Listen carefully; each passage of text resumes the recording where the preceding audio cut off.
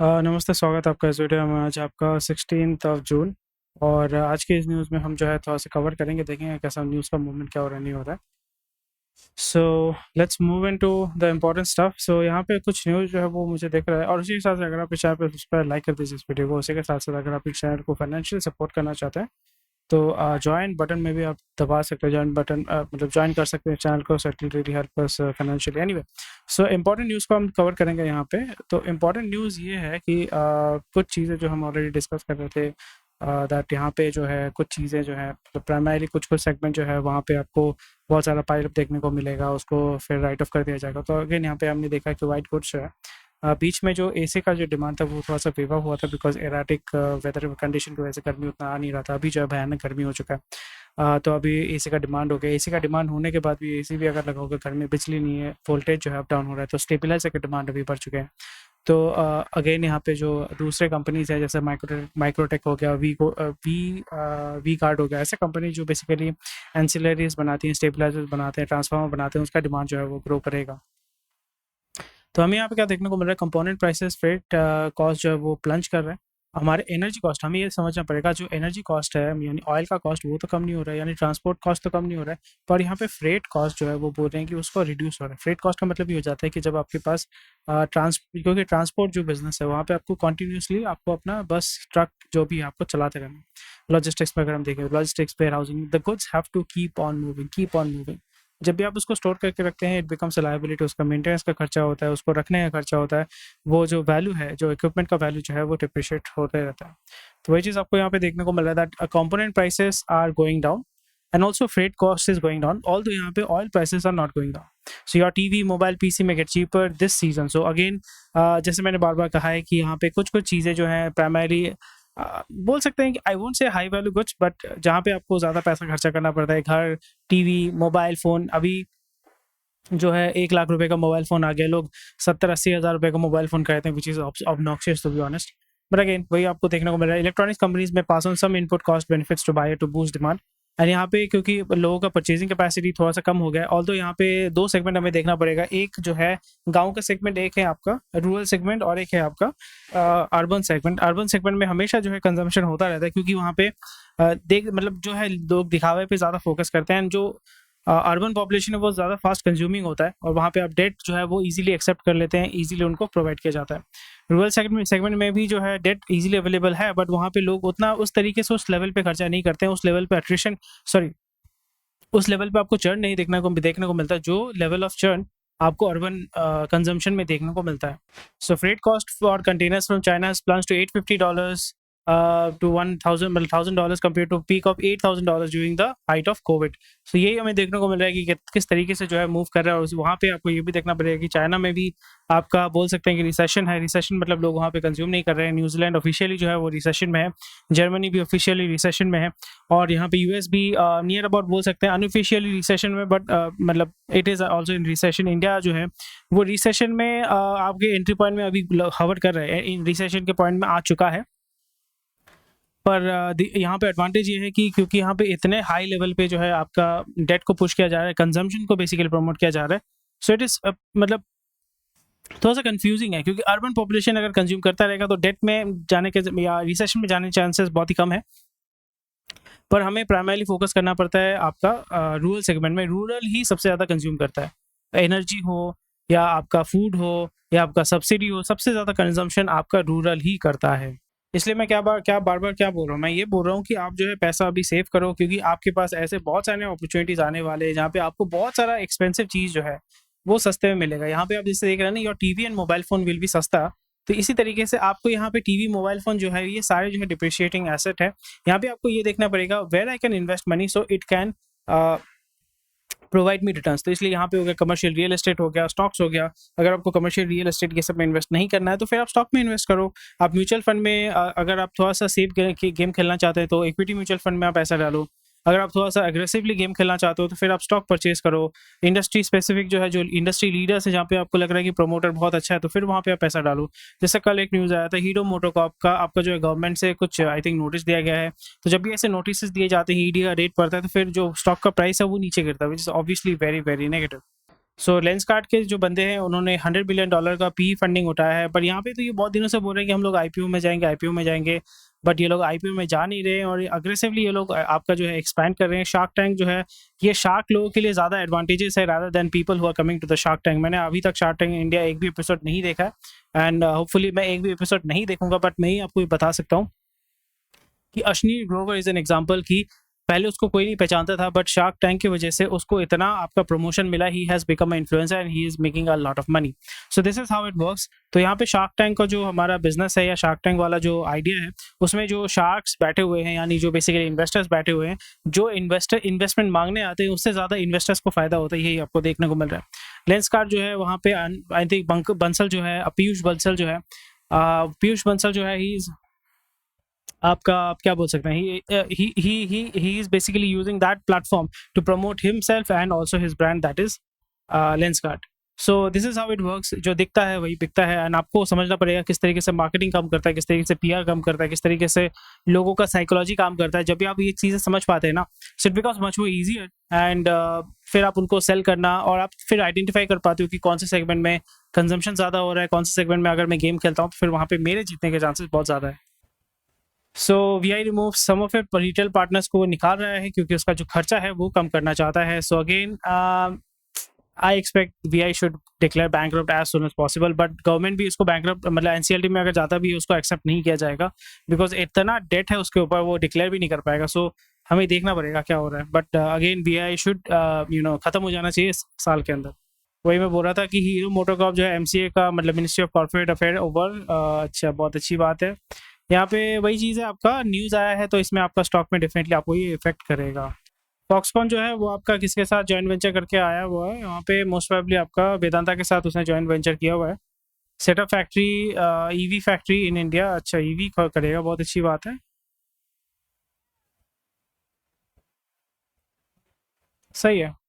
Goods export fourth month in a row, so again not a big deal because यहाँ पे जो हमारा export होता है प्राइमरीली आपका आईटी का एक्सपोर्ट होता है, मतलब वही डिप आपको देखने को बोला आईटी एक्सपोर्ट होता है।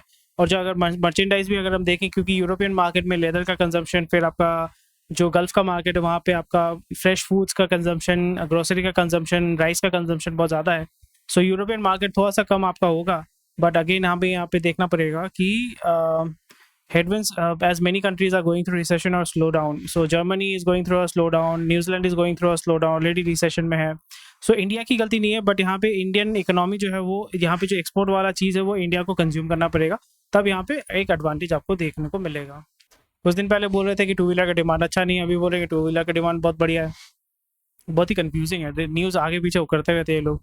एनीवे, सो अगेन यहाँ पे आपको देखने को मिलेगा कि जो क्रॉप जो सेल ऑफ होगा, क्योंकि एमएसपी बहुत बढ़ा दिया गवर्नमेंट ने, तो फार्मर लोग तो मतलब धड़ल्ले से आपका इनकम बढ़ाएंगे, और जब भी वो कंज्यूम करेंगे तो फिर आपका प्राइमरी ट्रैक्टर्स का सेल बढ़ेगा। ट्रैक्टर्स का सेल बढ़ता है तो कौन सा कंपनी है, स्वराज, फिर आपका महिंद्रा, फिर आपका सोनालिका ट्रैक्टर्स, फिर जितने भी ट्रैक्टर कंपनीज है उनका सेल्स डेफिनेटली ग्रो करेगा। फिर टायर कंपनीज, क्योंकि ट्रैक्टर में टायर जो है वो सबसे ज़्यादा एक्सपेंसिव पार्ट हो, मतलब one of the expensive part. Fuel consumption बढ़ेगा, फिर आपका लोकल ट्रांसपोर्ट के लिए कोई बाइक स्कूटी परचेज करेगा।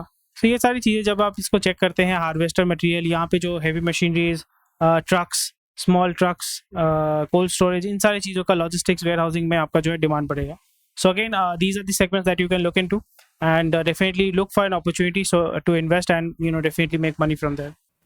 So defence ministry clears 31 US drone. So अभी यहाँ पे हमें ये करना चाहिए कि वहाँ से ड्रोन लेके हमें यहाँ पे रिप ऑफ करके डुप्लीकेट करके अपना जो सिस्टम बना के फिर इसको थर्ड वर्ल्ड कंट्री यानी लैटिन अमेरिका, सऊदी, इनको सेल करना चाहिए, अफ्रीका को सेल करना चाहिए। So which will be nice. Anyway, Manipur में जो है वो दंगे तो ख़त्म ही नहीं हो रहे हैं, अभी तो दंगे पे दंगे चल रहे हैं। Quite sad, very very sad, very very sad. इसका कोई सोल्यूशन नहीं है, इसका सोल्यूशन नहीं है, कोई सोल्यूशन है बट कोई सोल्यूशन नहीं है, क्योंकि जब भी यहाँ पे पावर सेंटर अलग अलग होते रहेंगे, जितने ज़्यादा पावर सेंटर होंगे उतना ही ज़्यादा पावर प्रॉब्लम होगा, पावर वैक्यूम होगा, और आपका जो है लोगों के पास जब आर्म्स एंड एमुनिशंस आ जाते हैं, सो पीपल विल टेक। जैसे मैं आपको सिंपल सा एक फॉर्मूला बता रहा हूँ लेवरेज का। सो अगर आपको 100 लोग घेर के बैठे हुए हैं, उनके पास तलवार है या खाली हाथ है, आप खाली हाथ हो, तो आप जो है आप कुछ नहीं कर पाओगे। You always need leverage. So for example अगर आगे वाले बंदे के पास जो है तलवार है, 100 लोग जो है तलवार लेके आपको मारने आ रहे हैं, अगर आपके पास फॉर एग्जांपल मशीन AK-47 मतलब ऑटोमेटिक AK-47 आपका 100 बुलेट का यानी 100 बुलेट का मैगजीन है, 300 बुलेट का मैगजीन है, एंड अगर आप चलाते हैं ऑटोमेटिक में, सो 100 लोगों को आप विद इन कितना मिनट में, 5 मिनट के अंदर ख़त्म कर दोगे। सो यही चीज़ होता है, इसको कहते हैं हम लेवरेज। और अगर उसी जगह पे अगर आप ड्रोन इस्तेमाल करते हैं जहाँ पे आप रिमोटली जो है मिसाइल फेंक सकते हैं, एंड वो 3 किलोमीटर रेडियस या एक 500 मीटर के रेडियस में जितने भी चीज़ें होती हैं उसको ख़त्म कर देगा, कारपेट बॉम्बिंग अगर आप करते हैं, सो इसको कहते हैं हम लेवरेज। सो आपके लाइफ में जो है हमेशा, मैं इसको वायलेंस के पॉइंट ऑफ व्यू से इसलिए बता रहा हूँ क्योंकि वायलेंस के ये सब एग्जाम्पल आप इजीली समझ पाएंगे।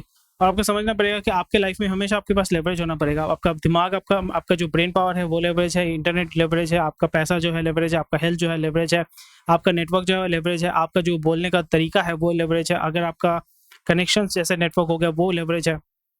सो this is how you to build up your leverage, not only to defend yourself and but to also grow your self.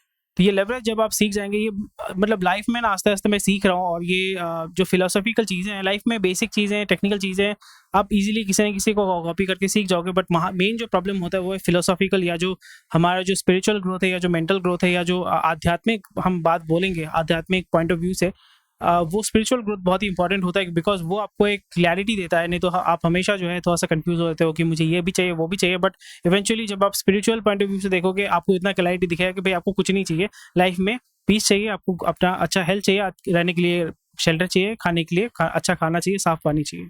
सो बंगाल में पंचायत वोट है, तो यहाँ पे पंचायत वोट के नॉमिनेशन में ही 3 लोगों को गोली मार के हत्या कर दी गई है। So interesting stuff. So Congress government is active, और वहाँ पे जो एंटी कन्वर्जन लॉ है उसको उन्होंने स्क्रैप कर दिया है। सो वही है,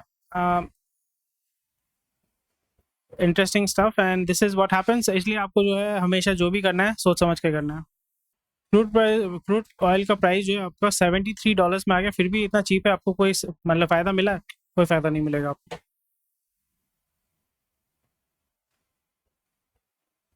इनफ्लो ऑफ 150 से $200 मिलियन इनफ्लो आपको मिले, गोरा लोग पैसा डालेगा इंडिया में।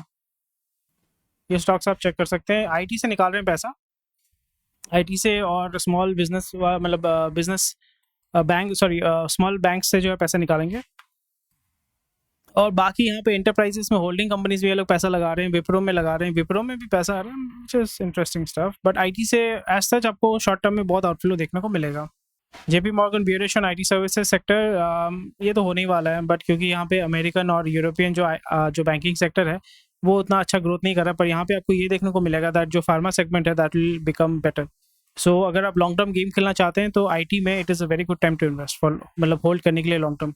ये मुझे देखना था, बहुत अच्छा न्यूज़ है। Insecured loans growing rapidly showing stress science, so this is something which is very very very very good, क्योंकि अभी आपको पता चलेगा कि जो है लोगों का डेट कंजम्पशन बहुत ही रैपिडली बढ़ रहा है, और अनसिक्योर्ड लोन्स में दिक्कत ही होती है कि आपके एनपीए होने के चांसेस बहुत ज़्यादा है। सो बहुत अच्छी चीज़ है, बहुत अच्छी चीज़ है। So we are looking again, जैसे मैं बोल रहा हूँ ना कि दूसरे जगह पे रिसेशन आ चुका है, इंडिया में रिसेशन होने के चांसेस हैं या नहीं है वो हमें देखना पड़ेगा। सो doubled in last 4 years, perhaps surging past the rate of pay increases for several of the borrowers. The number of volume सही है, सही है, सही है, सही है, बहुत सही है। ग्रॉस एनपीए जो है for credit card outstanding are highest among the retail loans at 15.18%। बहुत अच्छी बात है, बहुत बहुत अच्छा न्यूज़ है। सो अगर मार्केट जो है यहाँ पे इकोनॉमी अगर मतलब श्रिंक करता है, एनपीए बढ़ जाते हैं, so it will be a very good opportunity for investment and buying stuff. So very good, very good. लोग जो है very very very very good stuff. Germany gives $1.4 billion to Holocaust survivors, पर India पे British ने इतना राज किया, इतने लोगों पे जुल्म ढोया, इतने लोगों को मर्डर किया बंगाल फैमिन का, उसका पैसा तो मुझे आज तक नहीं मिला भाई। आपको मिला क्या पैसा? तो आवाज़ उठाइए, पैसा मांगिए गोरों से। इतना जो कोहिनूर वोहिनूर हम लोग चिल्लाते हैं, कुछ तो देने वाले तो है नहीं। कोई भी अगर आपको ब्रिटिश वाला दिखे ना, मतलब ब्रिटिश घोड़ा दिखे, तो उसको पूछेगा कि भाई जर्मनी ने पैसा दिया, हमारा पैसा कहाँ है? मतलब कोई हाथ पकड़ के मत खींचना किसी का, बट पूछना जरूर, मतलब don't be rude but just ask कि हमारा पैसा कहाँ है भाई। ECB raises rates to 22-year high, signals further policy tightening. So Europe is officially going through recession which is very very good, and New Zealand में भी हो रहा है, बहुत अच्छी बात है। So be very very careful bro. Thank you for watching this video. कोई भी क्वेश्चन कोई कमेंट सेक्शन में बता सकते हैं। और सबसे पहले एक मर्सिडीज खरीदने की कोशिश कीजिए, मर्सिडीज नहीं होता तो फॉर्च्यूनर खरीदे, अगर फॉर्च्यूनर नहीं खरीदते हैं तो फिर टाटा टीगो को परचेज कीजिए, बहुत ही बढ़िया गाड़ी है। Thank you, take care, bye bye, जय हिंद, स्वस्थ रहिए, मस्त रहिए।